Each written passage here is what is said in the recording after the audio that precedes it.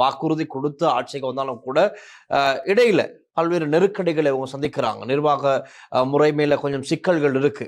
என்னன்னு சொன்னா முதல்ல டித்வா பேரிடர் ஒன்று வந்து அது பிரச்சனை உருவாகுது. இப்பொழுது மத்திய கிழக்கு போர் பதற்றம் அது இங்க இருக்க எரிபொருள் விலையில் ஒரு பெரிய தாக்கத்தை ஏற்படுத்தி இருக்கு. அதை ஏற்றுக்கொள்ள மாட்டீங்களா? வடக்கு கிழக்குல இருந்து 30 வருஷம் ஒரு யுத்தம் தித்வாலையா வந்துச்சு இல்லை, அது அரசியல் காரணங்களுக்காக வந்த யுத்தம். ஆமா, இன்ஃப்ராஸ்ட்ரக்சர் இல்லாம போச்சு. மூத்தூர்ல 3 பிரிட்ஜ் உடைஞ்சிருச்சு. கெட்டி கொடுத்தா இருந்தானே. நான் மைந்தைக்கு வக்காலத்து வாங்குறதும் இல்லை, அவங்களோட எனக்கு ஒரு சம்பந்தமும் இல்லை அந்த கட்சியோட. ஸோ அதே முதல்ல நான் சொல்லிக்கொள்ளணும். எங்கட முஸ்லீம்களுக்கு இருக்கிற இவன் மைந்தட ஆள், இவன் ரிஷாட் பதூர்தீன் மைந்தட பபா அது மணிக்கோள். அதோட ஹக்கீம் மன்சனாவினது மைந்தட காலத்துல தான் எல்லாமே அவங்க நல்லா அவங்க செட்டில் ஆகினது. ரிஷாட் ஹக்கீம் எல்லாம் மற்ற ஹிஸ்புல்லா எடுத்துருங்க, மற்ற அத்தாவுல்லா எடுத்துருங்க, எல்லாம் அவங்களோட வேலை செஞ்சவங்க. அவங்களுக்கு ஏன் நான் சொல்றீங்க இல்லை அப்படின்னு சொல்லி கேட்க இல்லாத அவங்களுக்கு ஏன் சகோதரர்கள் சொல்றீங்க?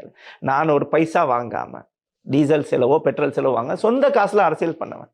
ஏன்னா அவங்களுக்கு செலவோ பிடிக்குது இல்லையா, என்னைய பிடிக்குது இல்லாட்டி சொல்லிடுறேன். என்ன காரணம்னா அன்னைக்கு ஒன்றிணைந்த எதிர்கட்சிகள்கிட்ட சொல்லி ஒரு ஊடக சந்திப்புல நீங்க எங்க இருந்தீங்கன்னு சொன்னா, உங்களுக்கு பக்கத்துல இருந்த நபர் ஆமா கோட்டாபே ராஜபக்சனுடைய முன்னாள் தனிப்பட்ட செயலாளர் சுகீஸ்வர் பண்டார, அவரோட எதிர்ப்பு எனக்கு இருக்கு. அது அப்பயுமே இருக்கும்.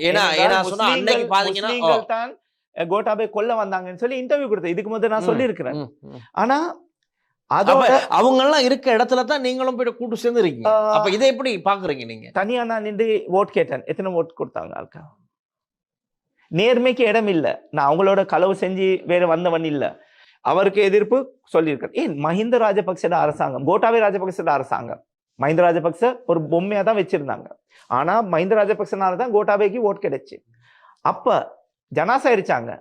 வெளியே வந்த முஸ்லிம், பல வருடங்களா இருந்த ஒரே ஒரு முஸ்லீம் வெளியே வந்து அவங்களை கொண்டாடுறதுக்கு 6-7 வருஷம் கஷ்டப்பட்டவர். அதுக்கப்புறம் அரசாங்கத்தை விட்டு வந்தவன் நான். எங்களை மாதிரி ஆட்கள் அவங்க மதிக்கல. ஏன்னா மக்களுக்கும் தேவை பொய் ஷோ காட்டுறவங்க தான் பிடிக்கும். இதுதான் இருக்கு பிரச்சனை. ஆனா இதுல பாடுபடுறதும் மக்கள் தான்.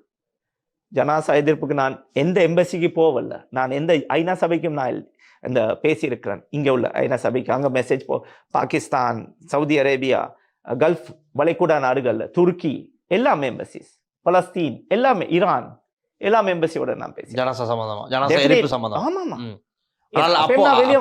அதுக்கு எல்லா வகையிலும் பக்கத்துல இல்ல. நான் அவரோட கொஞ்சம் ஒதுங்கி தான் நிக்கிறது.